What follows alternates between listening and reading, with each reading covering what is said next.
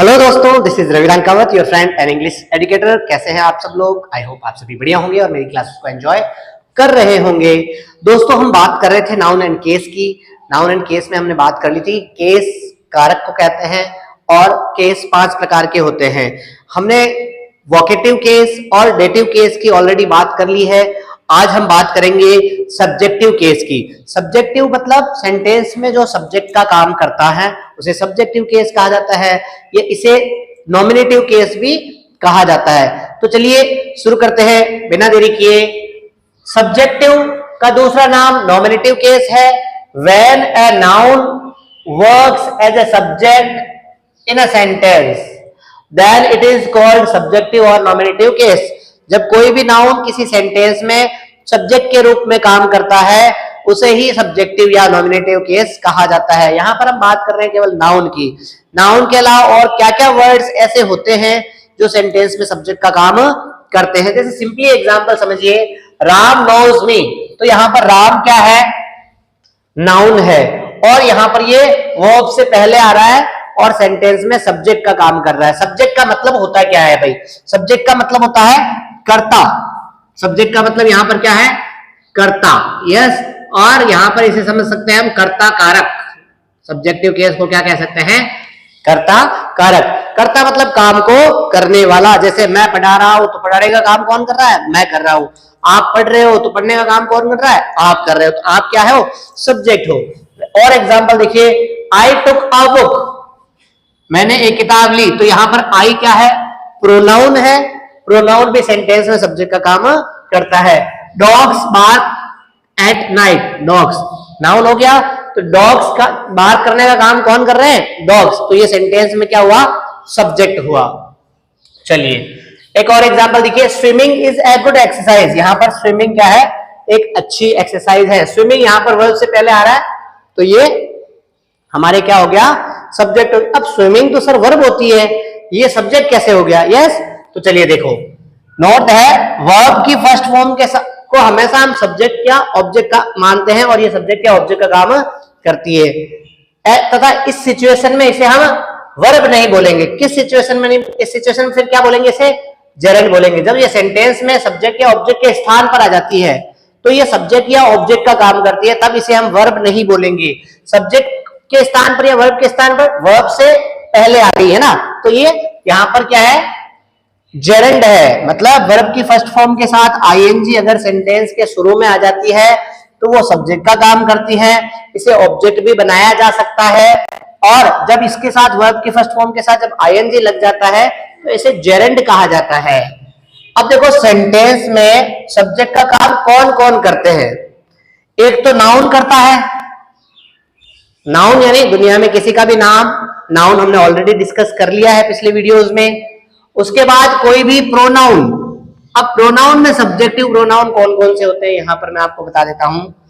I subject का काम करेगा। We, you, he, she, it और दे। ये कुछ ऐसे प्रोनाउन है जो सेंटेंस में निश्चित रूप से सब्जेक्ट का ही काम करते हैं। यस, एक तो नाउन सब्जेक्ट का काम कर सकता है, दूसरा प्रोनाउन अगर सेंटेंस के शुरू में आ जाता है तो वो सब्जेक्ट का काम करता है, तीसरा है टू प्लस वर्ब की फर्स्ट फॉर्म। इसे इन्फिनेटिव वर्ब भी कहा जाता है। अगर ये भी सेंटेंस के शुरू में आता है तो ये भी सब्जेक्टिव प्रोनाउन सब्जेक्टिव केस का काम कर सकता है, यानी सेंटेंस में सब्जेक्ट का काम कर सकता है।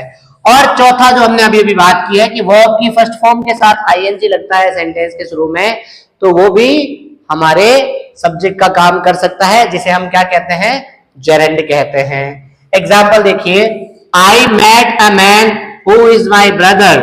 तो देखो यहां पर ये आई क्या है? प्रोनाउन है और ये सब्जेक्ट का काम कर रहा है। Smoking is injurious to health. अब देखो स्मोकिंग, यहां पर ये स्मोकिंग क्या है? धूम्रपान करना है ना। वर्ब के साथ आईएनजी लगाया और सेंटेंस के शुरू में लिख दिया, तो यहां पर अब ये क्या है? जेरेंड है और किसका काम कर रहा है? सब्जेक्ट का काम कर रहा है। Speaking is an art. बोलना एक कला है। यहां पर इस बात को समझिएगा आप कि ये जो इज है ये हेल्पिंग वर्ब नहीं है, यहां पर ये मेन वर्ब का काम कर रही है ना। ये मेन वर्ब हो गई और ये जो आईएनजी लग रहा है वर्ब के साथ में ये जेरेंड हो गया और ये सेंटेंस के शुरू में आ रहा है। इसका मतलब ये किसका काम कर रहा है? सब्जेक्ट का काम कर रहा है। और एग्जांपल देखिए, to found an error term is a difficult art. चलिए इस सेंटेंस में आप एरर बताइए, एरर क्या है? इस सेंटेंस में क्या गलती हो सकती है आपके हिसाब से? कमेंट करके बताइएगा मुझे, हम इसकी बात बाद में करेंगे। पहले यहां पर देखते हैं, Rohan is going to market now. अब रोहन क्या है? नाउन है, नाम है किसी का, तो ये भी किसका काम कर सकता है? सेंटेंस में सब्जेक्ट का काम कर सकता है और यहां पर ये सब्जेक्ट ही है। देखो ये इज के बाद में आईएनजी, तो ये तो मेन वर्ब है। हेल्पिंग वर्ब के बाद में अगर सब्जेक्ट के बाद में अगर वर्ब के साथ आईएनजी दे रखा है तो वो मेन वर्ब हो जाती है। लेकिन अगर सब्जेक्ट के स्थान पर वर्ब की फर्स्ट फॉर्म के साथ आईएनजी दे दिया तो ये जेरेंड कहलाता है और ये सब्जेक्ट का काम करता है। To subscribe my channel is not harmful. मेरे चैनल को सब्सक्राइब करना हार्मफुल नहीं है। तो टू प्लस वर्ब की फर्स्ट फॉर्म, सब्सक्राइब वर्ब की फर्स्ट फॉर्म है, तो ये भी यहां पर किसका काम कर रही है? सब्जेक्ट का काम कर रही है। तो मैंने आपको यही बताया कि टू प्लस वर्ब की फर्स्ट फॉर्म सेंटेंस में सब्जेक्ट का काम करती है।